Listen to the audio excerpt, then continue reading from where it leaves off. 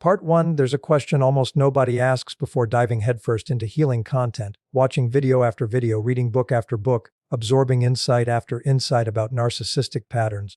And it's worth asking directly before we go any further today: are you actually ready to heal, or are you still, in some quiet, unexamined way, more comfortable understanding the pattern than actually leaving it behind? This question isn't meant to be uncomfortable for the sake of discomfort. It's meant to reveal something genuinely important, something that determines whether everything else this exploration offers will actually help you, or whether it will simply become one more piece of insight added to a collection that never quite translates into real, lived change. This is what we're exploring today, and I want to frame it honestly, because readiness for healing isn't the same as wanting to feel better, and it isn't the same as understanding intellectually what happened to you. Plenty of people genuinely want relief from pain and genuinely understand, with impressive clarity, exactly what narcissistic abuse is and how it operates, while still remaining, in practice, considerably far from actual readiness to heal. By the end of this, you'll have a clear, honest way of assessing where you actually stand, not to judge yourself for wherever that turns out to be, but to understand precisely what still needs to shift before genuine healing becomes possible rather than simply theoretical. Let's start with the first marker of genuine readiness, because it's foundational to everything else, and its absence explains why so many people remain stuck despite years of genuine effort and genuine desire to move forward. The willingness to release the story where you're waiting for something external before you can finally begin.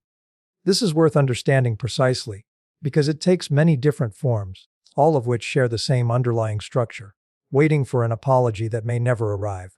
Waiting for enough evidence to feel completely certain your perception was accurate. Waiting for the narcissist to finally face consequences that prove, once and for all, that you were right about what happened. Waiting until you feel less angry, less sad, less confused before you allow yourself to actually begin building something new. Here's what's worth understanding about why this waiting, however understandable, actually functions as an obstacle rather than simply a delay.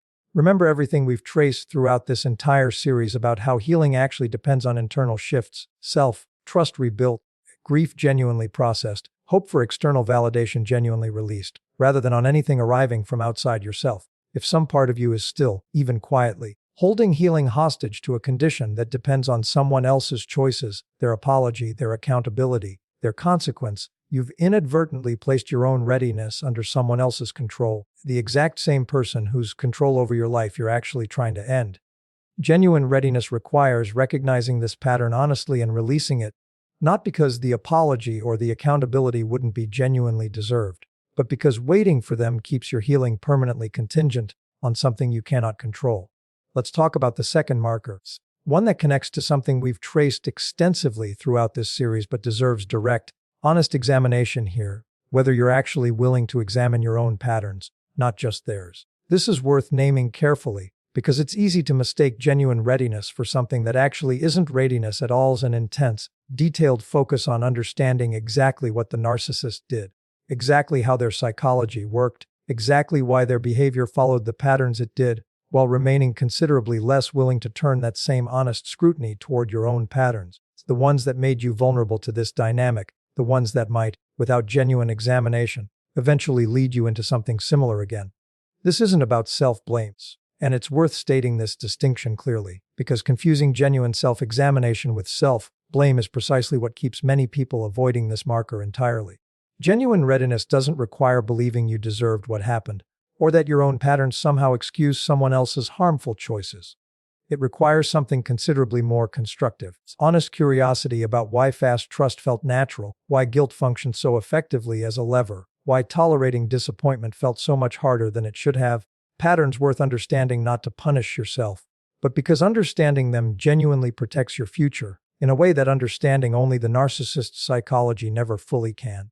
Let's talk about a third marker worth examining honestly, because it addresses something many people genuinely struggle to admit even to themselves, whether some part of you is still, quietly, deriving a sense of identity or purpose from being someone who survived this specific harm, in a way that makes moving fully beyond it feel like losing something rather than gaining something. This is worth understanding without judgment, because it's a genuinely common and genuinely human pattern, not evidence of anything shameful or unusual.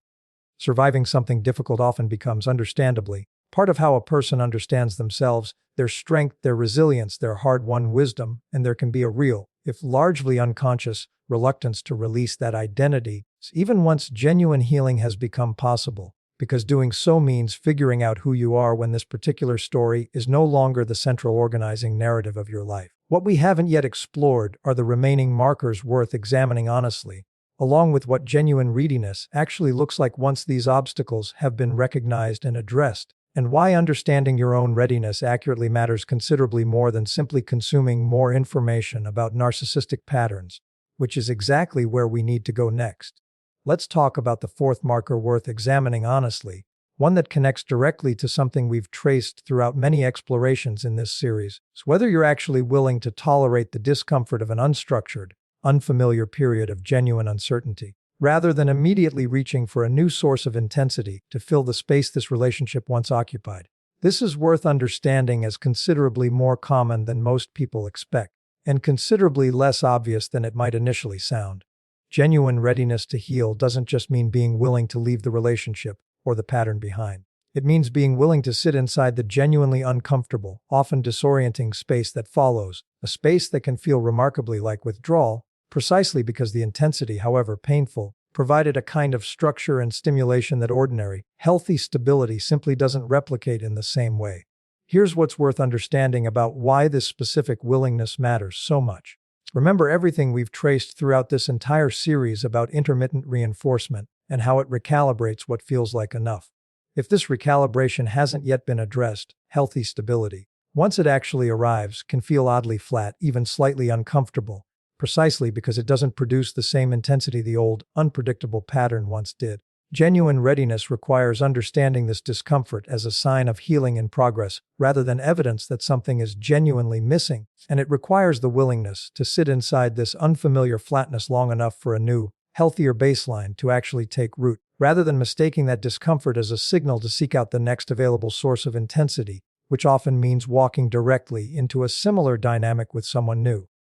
Let's talk about the fifth marker, one that deserves particularly honest examination, because it's often the hardest to admit, whether you're genuinely willing to release any lingering hope for reconciliation, not just practically, but internally, at the level of daily thought and daily longing. This is worth understanding as different from simply agreeing intellectually that reconciliation isn't advisable or safe. Many people can state clearly, with complete conviction, that they know reconciliation would be harmful, while still, quietly, privately, holding on to a specific kind of hope that things might somehow be different eventually, that enough time or enough personal growth on either side might someday change the underlying dynamic. Genuine readiness requires examining this hope honestly, wherever it exists, and doing the real work of releasing it, not through willpower alone, but through the kind of accumulated understanding this entire series has traced throughout its full length. Understanding of what actually drives return, what actually constitutes genuine change, and why hope for reconciliation with this specific person, however understandable, tends to keep the entire healing process permanently unfinished. Now let's talk about what genuine readiness actually looks like once these 5 markers have been honestly examined and ideally addressed, because understanding this matters considerably more than simply identifying where you currently stand. Genuine readiness doesn't mean having already completed all of this work perfectly, and it's worth naming this directly, because expecting perfect completion before allowing yourself to begin would simply become another version of the waiting we discussed as the first obstacle in Part 1. Genuine readiness means honest awareness of where you actually stand across these 5 areas, combined with genuine willingness to keep working on whichever ones remain incomplete, rather than either pretending they're already resolved or using their incompleteness as a reason to delay beginning the work altogether. This is worth understanding as the actual, practical answer to this exploration's title, whether you're ready to heal. Readiness was never actually about reaching some finish line of complete resolution before you're allowed to start. It's about honest, ongoing willingness, moment to moment, day to day, to keep choosing the harder path, releasing the waiting, examining your own patterns, tolerating unfamiliar discomfort, releasing lingering hope, over the easier, more familiar path of remaining exactly where you currently are, understanding your pain intellectually, while never quite translating that understanding into the considerably harder, considerably more uncomfortable work of actually changing.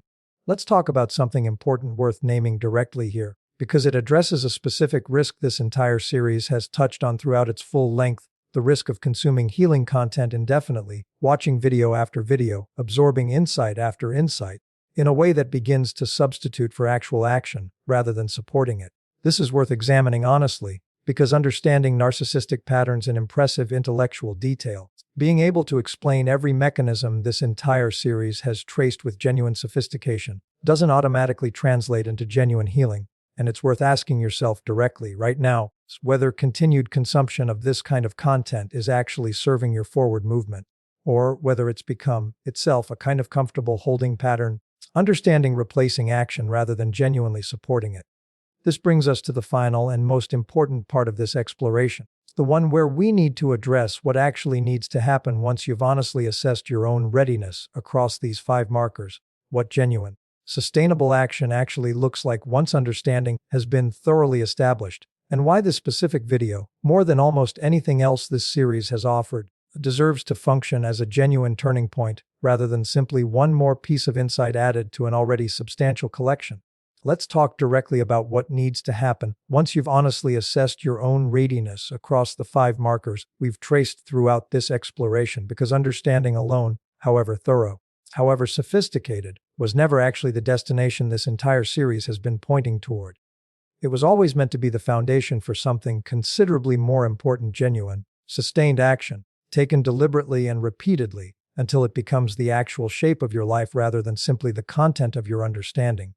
Here's what this actually requires, and it's worth stating plainly rather than leaving it abstract.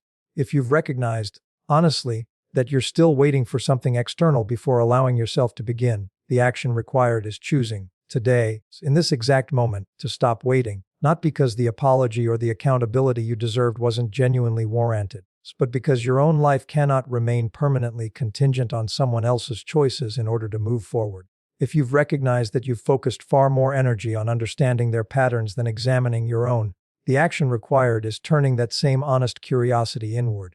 Today, asking yourself directly why fast trust, guilt responsiveness, or difficulty tolerating disappointment developed in your own history, and beginning the genuine, patient work of addressing what you find there.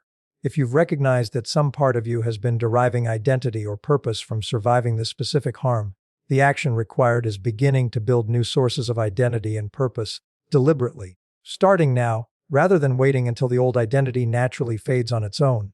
If you've recognized that you struggle to tolerate the unfamiliar discomfort of healthy stability, the action required is choosing, specifically and repeatedly, to sit inside that discomfort rather than reaching for the next available source of intensity, trusting that this discomfort represents recalibration and progress rather than something genuinely missing.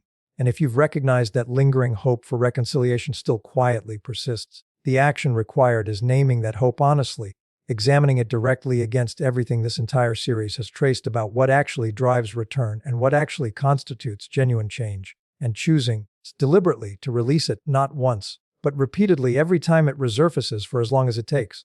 Let's talk about why this specific moment, right now, watching this exact video, deserves to function as a genuine turning point rather than simply one more piece of content consumed and then set aside. Remember everything we've traced throughout this entire series, dozens of explorations covering detachment, silence, boundaries, healing without apology, the deepest mechanisms of narcissistic psychology, and the specific, practical tools available for building genuine stability independent of anyone else's behavior or acknowledgement. All of this understanding, considerable as it now is, was never actually meant to remain purely intellectual. It was meant to accumulate toward exactly this moment, a moment of honest self-assessment, followed by genuine, deliberate choice about what happens next. Here's the deepest insight worth carrying forward from everything we've traced across this entire exploration, one that ties together not just this specific video, but the considerable body of understanding this entire series has built throughout its full length. Readiness to heal was never something that simply arrives on its own, fully formed, after enough time has passed or enough understanding has been absorbed. It's something you choose, actively and repeatedly, often before you feel fully ready in the way you might have imagined readiness would eventually feel.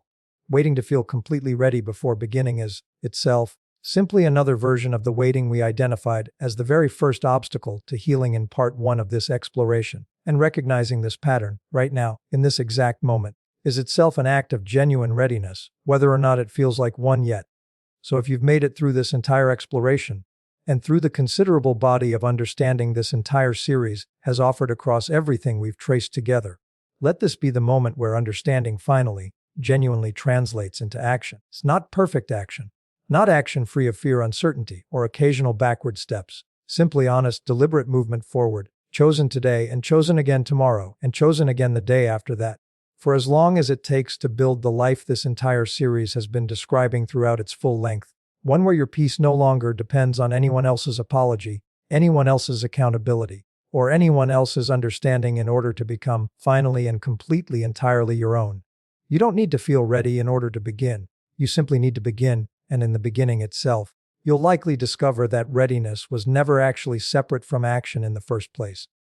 It was always going to be found on the other side of finally, genuinely choosing to start.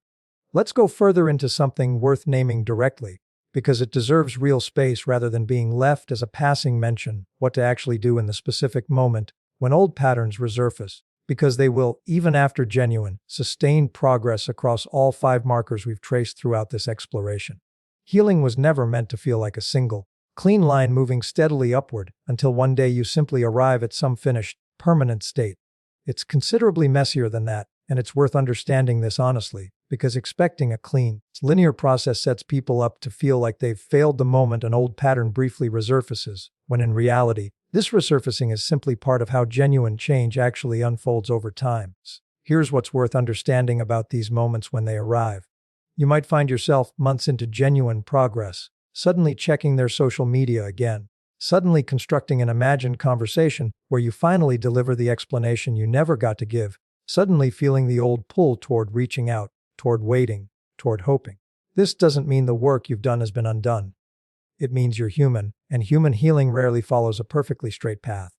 What actually matters, in these exact moments, is not whether the old pattern resurfaces at all, but how quickly and how honestly you're able to notice it, name it, and return to the deliberate choices this entire exploration has described. Releasing the waiting again, examining your own patterns again, tolerating the discomfort again, releasing the hope again, exactly as many times as necessary.